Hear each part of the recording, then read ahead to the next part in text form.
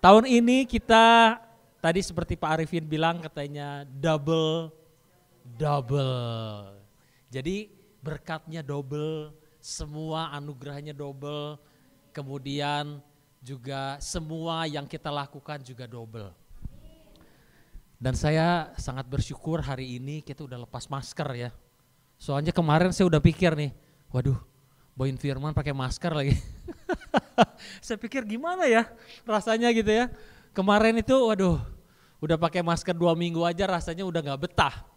Dan puji Tuhan, Tuhan berikan yang terbaik buat kita. Judul pada minggu ini itu adalah Chosen by the King. Dan tema di tahun ini kita udah tahu ya. Tema bulan tahun ini apa?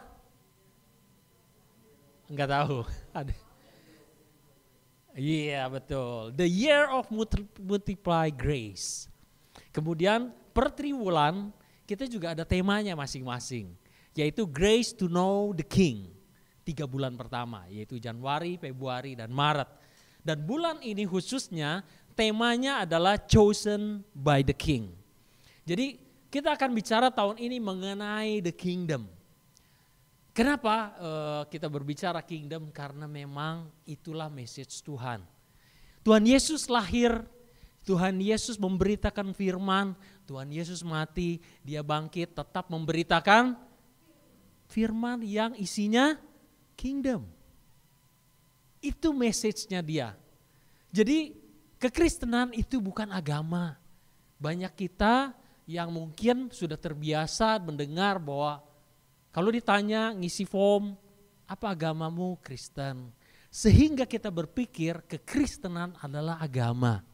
Padahal bukan. Tuhan Yesus tidak pernah bertujuan untuk buat agama baru pada waktu dia lahir ke dunia. Dia datang ke dunia ini tidak untuk bikin agama baru. Tetapi dia memberitakan mengenai kerajaan surga. Ini mengenai kita ini menjadi citizenship-nya kerajaan surga. Kewarganegaraan, beda dengan agama. Agama punya member. Citizenship beda dengan member. Citizenship berbicara mengenai hak yang kita diberikan. Kalau kita sudah, waktu dulu kita bukan citizen, seperti beberapa orang di sini yang belum citizen di Australia, dia gak punya hak apa-apa. Tetapi begitu citizenship-nya keluar, dia mempunyai hak yang bisa dia dapatkan dari Australia. Jadi citizenship adalah berbicara mengenai negara dan apa yang kita bisa dapatkan hak dari itu. Dan kita akan baca dulu di Yohanes 15 ayat 16 sampai 17. Ini ayatnya.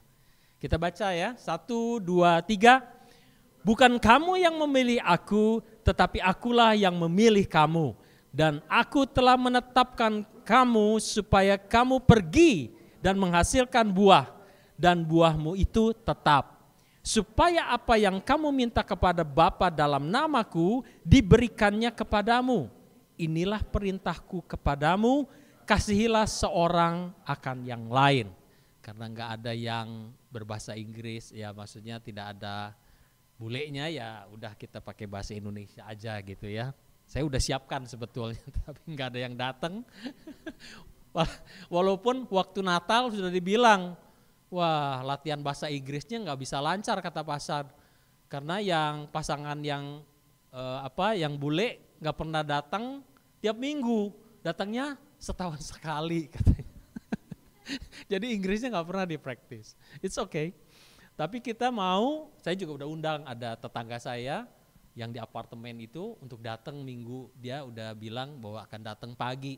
Tetapi ternyata dia gak datang juga, mungkin sore, mudah-mudahan gitu ya. Saya tahu bahwa ini gak mudah, tetapi saya mau kita juga untuk melihat ke depan ada satu perubahan dari kita menjangkau jiwa-jiwa. Jadi kita nggak melihat bahwa orang-orang yang selain Indonesia, walaupun kita gereja Indonesia, kita nggak menjangkau orang-orang yang bukan orang Indonesia tadinya. Maksudnya yang tidak berbahasa Indonesia, kita jangkau juga orang-orang yang di luar sana yang eh, yang terhilang, yang orang-orang yang tidak kenal Tuhan. Nah, di ayat 16 dikatakan, bukan kamu yang memilih aku, tetapi akulah yang memilih kamu. Jadi kadang kita berpikir bahwa kita datang ke gereja, kita mengenal Tuhan, kita datang kepada Tuhan karena kita pilih mau datang, bukan. Sebetulnya karena kita diberikan hak atau undangan atau akses daripada Tuhan untuk datang kepada Tuhan. Contohnya gini yang paling simpel, kita mau ketemu premier Western Australia, McGowan. Bisa nggak kita pergi langsung kepada dia kemudian kita ketemu? Nggak bisa. Kecuali kalau kita diberikan akses, betul nggak? Dia ngundang kita misalnya, dikasih undangan. Oh iya Nia, bisa ketemu premier untuk makan siang bareng gitu bersama keluarga. Wah, baru bisa ketemu. Demikian juga kalau kita mau ketemu Tuhan, kita nggak bisa sembarangan kita mau ketemu Tuhan. Kecuali kalau dia berikan akses. Dia berikan nggak aksesnya?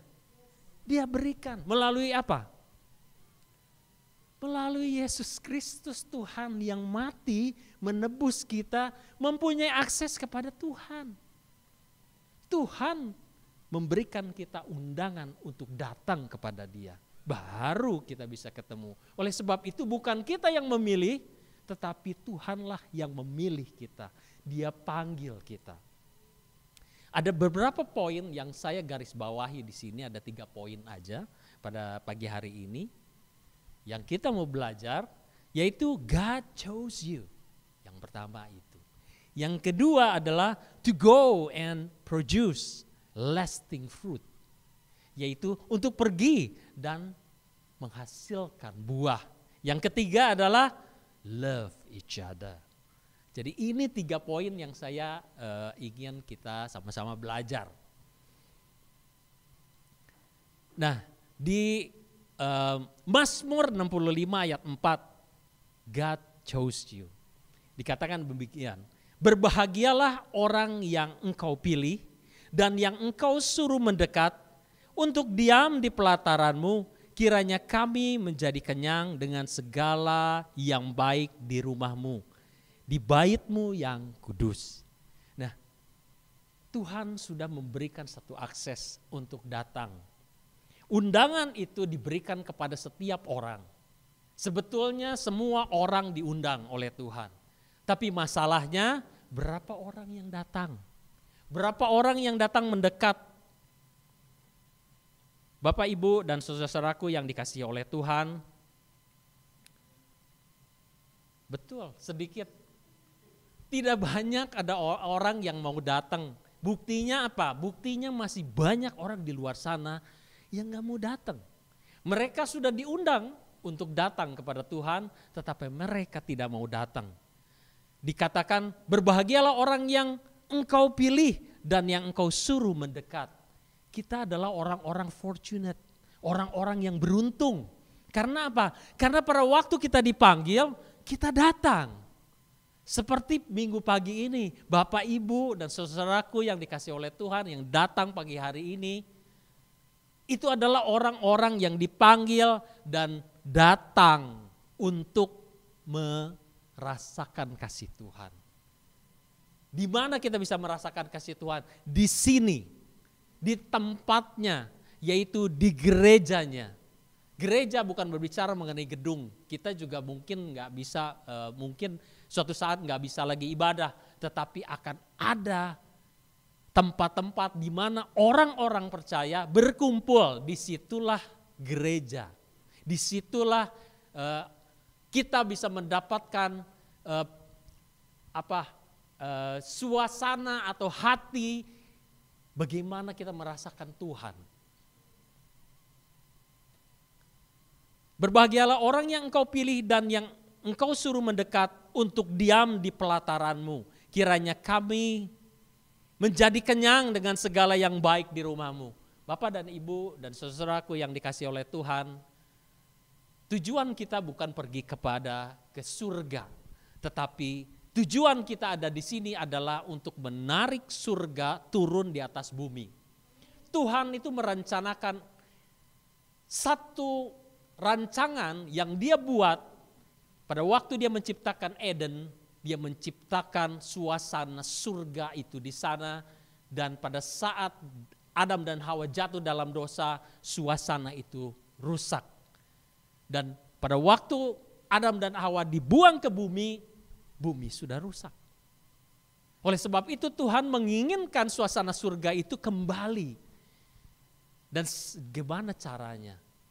Tuhan memakai kehidupan gerejanya untuk ada suasana surga itu. Suasana surga itu adalah atmosfer di mana kita merasakan ketenangan jiwa, roh dan jiwa. Itu tidak berkata bahwa kita nggak mengalami suatu tantangan. Di tahun yang lalu kita baru mengenal varian yang baru, yaitu Omikron.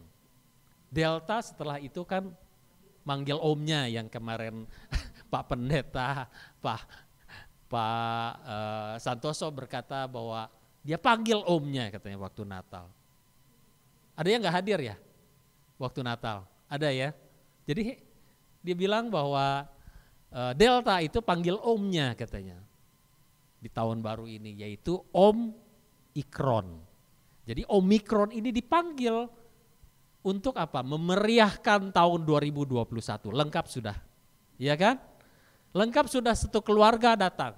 Tetapi bukan berarti suasana surga tidak bisa terjadi. Kita harus mengerti bahwa hidup ini bukanlah makin lama makin gampang. Tetapi hidup ini makin banyak tantangannya.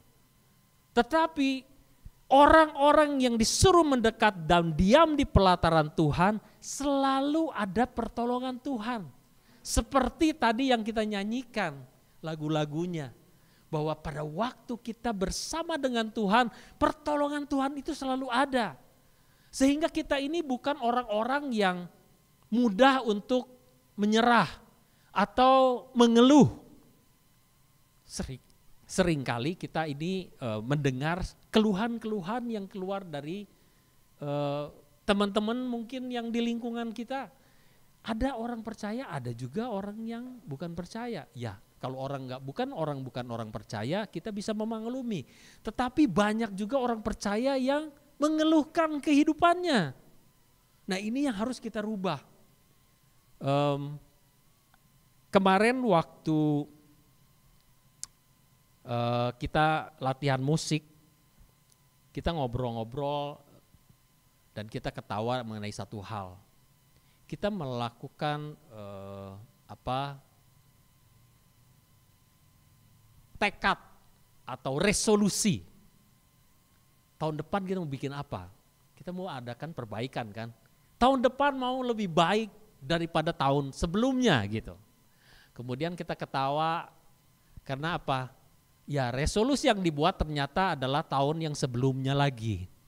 Gak pernah terjadi. Contohnya apa? Oh, kita mau kurus katanya. Mau kurus itu adalah program yang mungkin tahun-tahun sebelumnya juga udah ngomong seperti itu. Resolusi itu sudah dibuat. Tetapi masalahnya adalah resolusi itu gak pernah terjadi. Kenapa? Malas. Resolusi itu gak pernah terjadi karena malas, gak dilakukan. Jadi resolusi 3 resolusi. Kalau gak ada perbuatan yang kita lakukan, resolusi itu akan tetap nggak akan terjadi. Lupa ya? Oh iya, ya memang itu satu hal yang nggak bisa dipungkiri. Memang kalau saya juga selalu alami, kalau kita lupa suka nggak ingat gitu. Benar ya? Kalau sudah lupa kita udah nggak ingat, itu masalah juga. Masalahnya kalau kita mau ada perubahan kita harus ingat. Jangan lupa. Oleh sebab itu kita diingatkan terus setiap minggu. Ayo ingat bahwa kita mau berubah. Tuhan sudah memilih kita dan memanggil kita. Nah, kalau kita sudah kita dipanggil, kita sudah masuk, kita harus melakukan satu step lagi adalah untuk melakukan apa yang harus kita lakukan. Poin yang kedua. Sebelum poin yang kedua ada satu firman lagi yang kita baca, yaitu Yohanes 14 ayat 6. Kita baca sama-sama ya, 1, 2, 3. Kata Yesus kepadanya, Akulah jalan dan kebenaran dan hidup. Tidak ada seorang pun yang datang kepada Bapa kalau tidak melalui aku. Tuhan memanggil melalui Tuhan Yesus seperti kita tadi sudah ketahui, bahwa Tuhan Yesus itu menyatakan diri dan berkata, Akulah jalan, kebenaran, dan hidup.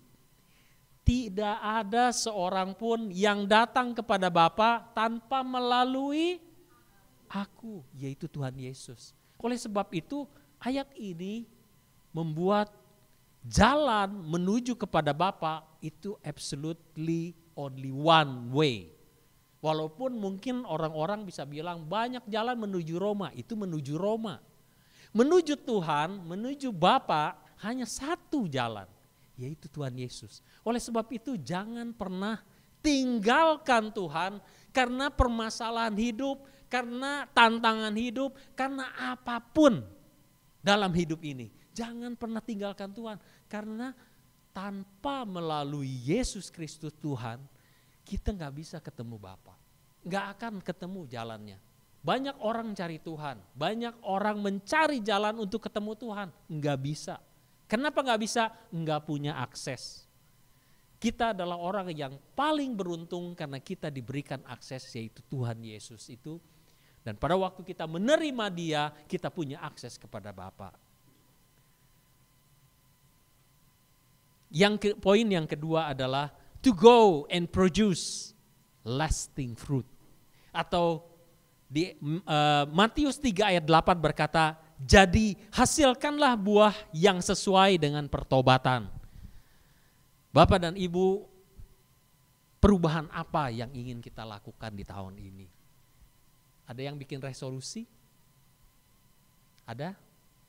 Enggak ada? Ada ya? Ada yang bikin resolusi dan ada mungkin yang enggak. Tetapi marilah kita mempunyai satu tekad. Paling tidak kalaupun kita enggak punya resolusi, paling tidak kita punya niat. Keinginan. Kalau enggak ada punya keinginan, tahun ini, tahun depan, tahun berikutnya kita akan tetap sama. Betul enggak? Enggak akan ada perubahan. To go and produce lasting fruit. Tuhan menginginkan kita untuk pergi. Pergi kemana? Kita bukan suruh pergi ke luar negeri untuk menginjili atau bukan. To go from your comfort zone. Keluar dari suasana nyaman. Itu yang membuat kita malas itu tadi, gak mau melakukan apa-apa. Keluarlah dari zona nyaman itu. Karena zona nyaman membuat kita gak mau lakukan apa-apa, malas. Dan kemudian kita tidak berubah karena hal itu. Jadi to go from your comfort zone to destination for you to achieve. Kepada tujuan di mana kamu ingin capai. Jadi harus kita keluar dari zona nyaman ini. Kita memang betul-betul di Western Australia ini betul-betul sangat nyaman. Nyaman sekali. Kita lihat di tetangga negara, bagian tetangga-tetangga kita ini, kita lihat wow, mereka begitu struggling dengan COVID ini. Betul-betul kita ini sampai lupa pakai masker. Saking sudah bebasnya, begitu suruh pakai masker 1 minggu, kita kelimpungan juga. Kadang-kadang kita keluar dari mobil lupa masker, udah sampai pintu supermarket, aduh masker, balik lagi. Kita nggak pernah rasa bahwa itu menjadi satu hal yang harus kita lakukan. Betul-betul nyaman. Tetapi kenyamanan itu pun membuat kita menjadi terlena. Menjadi kita nggak aware. Kadang-kadang setelah kita pakai masker, masker itu juga nggak pernah dibuang. Siapa yang maskernya nggak pernah dibuang? Saya salah satunya, lupa. Pakai lagi, maskernya belum diganti. Ya, lupa bawa, pakai lagi. Itu kan sebenarnya nggak aware dengan apa? Kita harus jaga toh. Sebetulnya kumannya kalau nempel di sana kita pakai lagi, ya mungkin kumannya udah ada di situ. Betul enggak? Inilah kebiasaan-kebiasaan karena kita di zona nyaman. Itu pun terjadi dalam kehidupan kita. Kenapa? Ngirit. Hemat. Ya bisa aja mungkin begitu, tetapi yang saya mau tekankan di sini adalah zona nyaman ini betul-betul membuat kita nggak aware. Marilah kita sadar pada pagi hari ini saya ingin kita semua sadar bahwa ada zona nyaman yang membuat kita terlena. Kita harus sadar bahwa kita harus berubah, ubah. Satu hal yang tadi seperti tadi saya bilang, orang punya resolusi tapi tidak pernah terjadi. Kenapa? Karena kita juga nggak pernah lakukan apa yang kita harus lakukan ini. Kita harus sadar bahwa kita harus ada yang kita lakukan, yaitu perubahan. Perubahan gaya hidup. Kalau kita mau kurus, ubah gaya hidupnya. Jangan makan banyak, betul. Makannya dikit aja. Kalau makan habis repot. Kita ini di RIM ini udah dikasih makanan rohani, dikasih makanan jasmani yang enak-enak. Karena apa? Cooknya banyak di sini, chefnya banyak di sini, yang jago masak banyak di sini. Apalagi kalau kita potluck. Wah, diet itu susah, rusak. Program diet, ya besok aja. Memang program diet untuk besok sih, betul. Bukan untuk hari ini, untuk besok. Jadi kita tunda terus. Jadi kita nggak pernah turun berat badannya. Demikian juga dalam resolusi kita mengenai kerohanian kita. Apa resolusi yang ingin kita buat? Kita ingin lebih dekat dengan Tuhan. Tetapi gaya hidup yang kita buat, kebiasaan yang kita buat, sama dengan yang kita buat tahun lalu. Einstein pernah bilang kalau prosesnya itu sama, adalah satu kegilaan atau insanity kalau kita mengharapkan hasil yang berbeda. Jadi hasilnya nggak bisa sama, nggak bisa berbeda kalau kita prosesnya sama. Jadi harus diubah prosesnya. Gimana prosesnya? Ya kita ubah. Misalnya yang dulunya makannya banyak, makannya jadi dikit. We try, we cannot try, we have to do it. Kemudian kita memilih makanan-makanan apa. Saya yakin kalau kita melakukan puasa Daniel ini dalam 1 bulan ini, saya yakin berat badannya turun. Siapa yang yakin bisa berat badannya turun?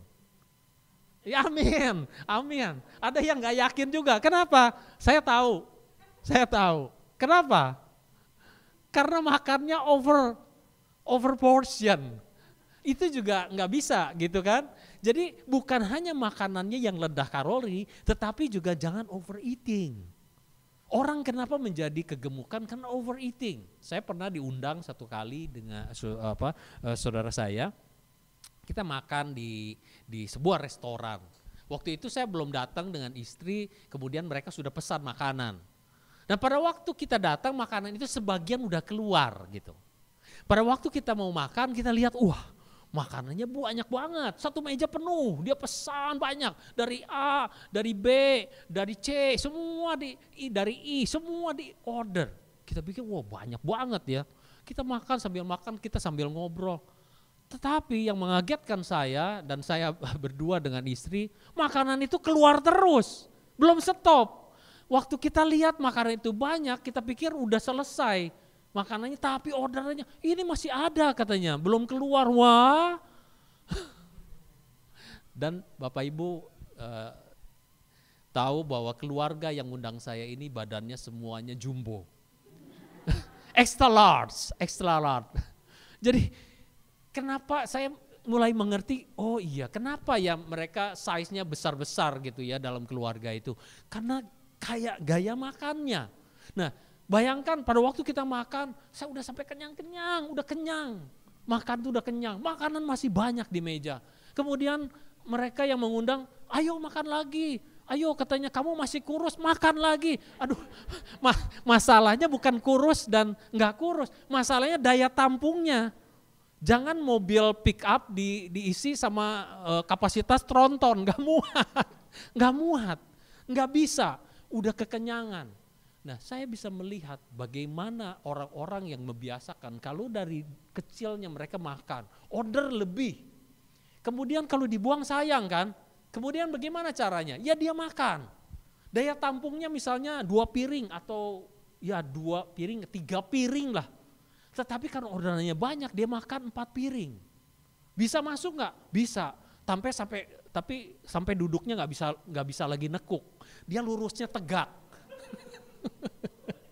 Nggak bisa nekuk lagi karena space-nya udah nggak ada.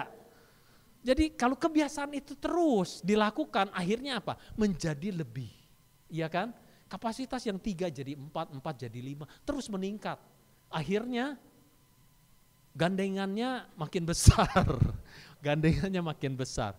Nah, saya bicara ini bukan mau ngomong mengenai tubuh fisikal, tetapi bagaimana kehidupan rohani kita juga seperti itu.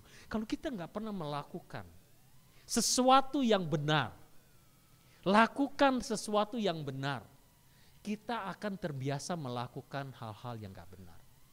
Contohnya apa? Contohnya, yang paling simpel adalah kita datang menghadap Tuhan.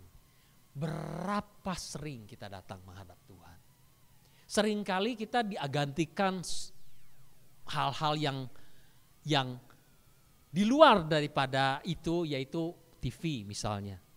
Nonton TV, berapa banyak kita spend waktu untuk nonton TV? Dulu saya senang sekali nonton bioskop. Saya waktu kecil saya bisa nonton bioskop, pergi ke bioskop itu 1 kali pergi, papi saya juga senang nonton. 2 kali nonton, masuk jam 7 keluar jam 9, jam 9 masuk lagi film bagus, masuk lagi jam 9, keluar jam 11 malam. Itu kebiasaan yang saya dulu lakukan. Tetapi pada waktu saya udah kenal Tuhan, itu udah gak dilakukan lagi. Sekarang jarang sekali kita nonton TV, nonton film. Kemarin baru nonton film karena ada film bagus. Nonton. Tapi itu udah menjadi suatu hal yang jarang. Kita lebih banyak spend waktu untuk apa? Belajar firman, dengerin firman. Kita merenungkan firman, itu yang kita spend banyak waktu. Kenapa? Karena itu yang kita butuhkan dalam hidup ini. Kita gak nonton film, kita gak tahu tokoh-tokoh. Siapa pemain James Bond? Gak tahu, gak apa-apa. It doesn't matter. James Bond udah ganti, Daniel Craig ganti seseorang. Tahu Daniel Craig? Ada yang tahu, ada juga yang enggak apa-apa, enggak dosa. Enggak dosa, enggak tahu Daniel Craig, enggak apa-apa. Tetapi kalau kita tidak tahu siapa sumber daripada keselamatan itu, wah, hidup kita runyam. Bapak Ibu, ubah gaya hidup kita. Berapa banyak kita spend waktu untuk game? Banyak waktu. Saya pernah terjebak dengan satu situasi, baca Facebook. Wow, Facebook itu ternyata spend waktu banyak sekali. Makanya saya gak pernah mau aktif. Bukannya saya gak punya Facebook, saya punya Facebook, tapi saya gak mau aktif. Kenapa? Spend banyak sekali waktu. Kalau kita lihat, ini ada ini bagus. Wah, lihat itu, dia pergi ke sini. Oh, dia bikin ini. Wah, itu sepanjang waktu gak pernah ada habisnya. Never ending. Saya bisa pada waktu saya siapin firman aja kadang-kadang ting, wah ada message apa saya baca, tiba-tiba bisa menceng, spend waktu lebih banyak di sana pada waktu itu saya iya ya, kemudian saya tegur, udah lama kamu itu baca apa itu menceng. Bapak Ibu, kita perlu sadari bahwa media ini betul-betul nyedot time kita. Berapa banyak waktu kita spend time untuk media. Multimedia berguna, tetapi kalau kita spend time, di waktu kita banyak habis. Oleh sebab itu ubah. Mari kita spend time, lebih banyak waktu kepada Tuhan. Karena waktu ini betul-betul sangat pendek untuk pada akhir zaman. Jadi hasilkanlah buah sesuai dengan pertobatan. Perbuatan kita itu akan sangat berdampak dan bisa dilihat. Buahnya bisa dilihat. Dampak hidup kita, adakah perubahan atau enggak? Makanya saya pernah bilang, kita gak bisa bandingkan diri kita dengan orang lain, betul gak? Kita bisa bandingkan diri kita dengan diri kita yang dulu. Itu perlu kita bandingkan. Supaya kita bisa melihat adakah perubahan di tahun ini dari kita yang dulu. Yang dulunya kita seperti itu menjadi seperti ini yang lebih baik di tahun ini. Kita akan bisa melihat itu kalau kita ubah prosesnya. Di Roma 8 ayat 29. Kita akan baca poin yang ketiga. Love each other. Kita baca 1, 2, 3. Sebab semua orang yang dipilihnya dari semula, mereka juga ditentukannya dari semula untuk menjadi serupa dengan gambar anaknya. Supaya ia anaknya itu menjadi yang sulung di antara banyak saudara. Bapak, Ibu, dan saudara-saudaraku yang dikasihi Tuhan, love is a person. Kasih itu adalah seorang pribadi, betul. Kasih itu bukan suatu kata, tetapi pribadi, yaitu pribadinya Tuhan. Pada waktu kita mengenal Tuhan, kita mengenal akan kasih. Kasih yang saya bicarakan di sini bukanlah kasih eros atau filia, tetapi kasih agape. Kasih yang lebih tinggi daripada kasih-kasih yang lain. Kasih yang mengasihi orang-orang walaupun orang itu tidak mengasihi kita.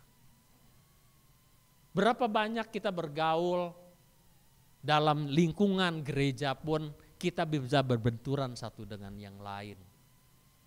Kadang-kadang kita melakukan kasih pun orang bisa menginterpretasikan yang salah. Kita melakukan yang baik, yang benar, tetapi orang bisa berpikir kita ini punya sesuatu yang berbeda. Mungkin ada udang di balik batu. Itu bisa terjadi. Dan kemudian pada waktu kita melakukan kebaikan, orang balasnya dengan kejahatan, dengan ngomongin, dengan perbuatan yang tidak mengenakan kita, menyakiti kita.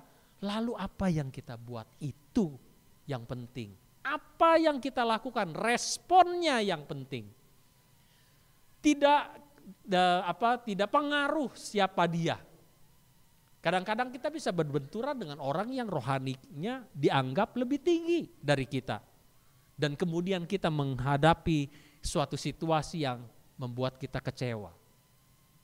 Kalau kepada orang yang tidak kenal Tuhan, mungkin kita akan lebih mudah untuk melupakan atau mengampuninya. Tetapi kepada orang-orang yang sesama, apalagi yang lebih tinggi, sulit untuk kita bisa mengerti itu. Dalam pikiran kita, kenapa ya dia tahu firman kok lakukan ini kepada saya? Kenapa ya dia lakukan itu terhadap saya? Padahal dia lebih rohani. Tidak menjadi ukuran untuk kita melihat orang ini rohani atau tidak. Tetapi yang terpenting adalah bagaimana kita meresponi. Siapa yang benar di hadapan Tuhan adalah siapa yang meresponi sesuai dengan firman.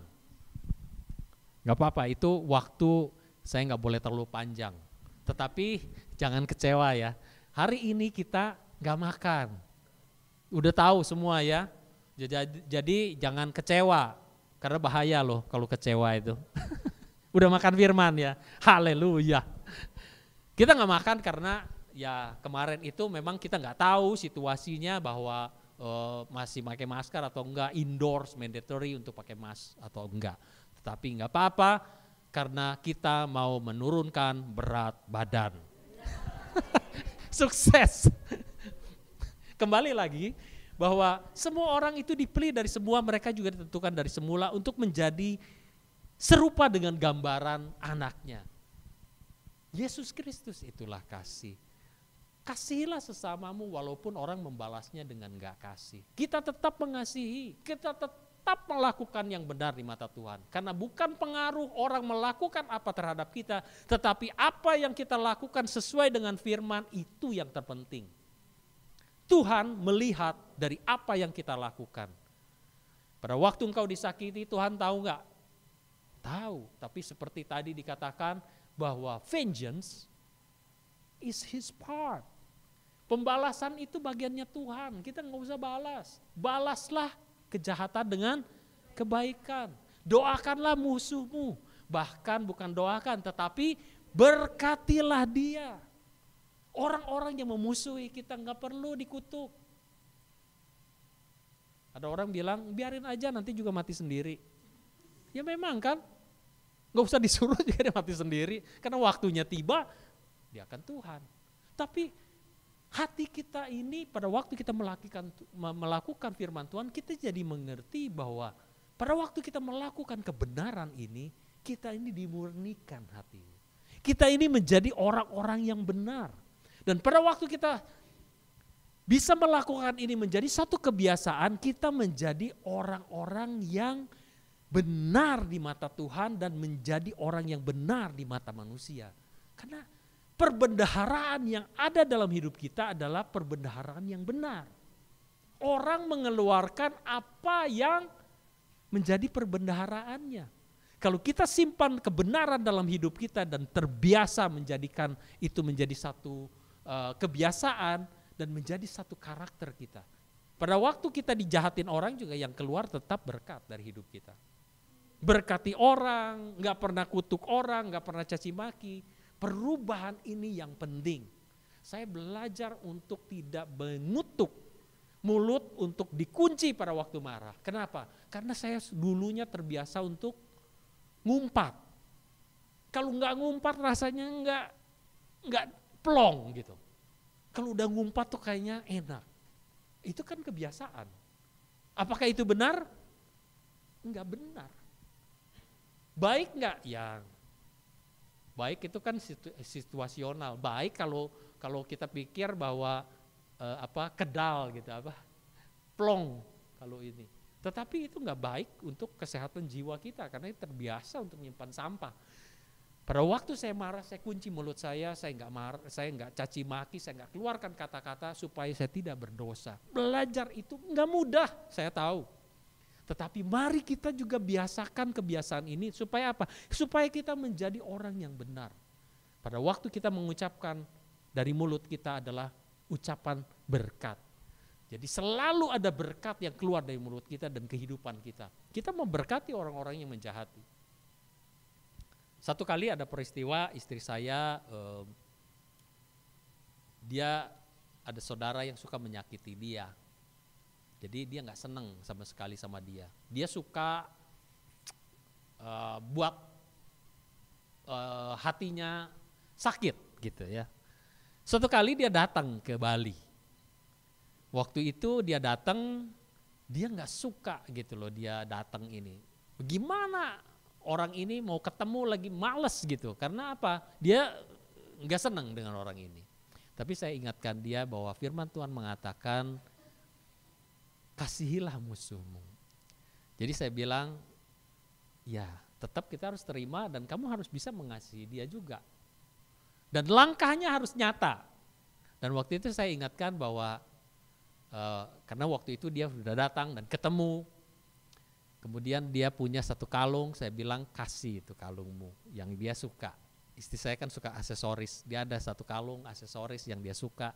Saya bilang kamu harus kasih dia dan membuktikan bahwa kamu mengasihi dia.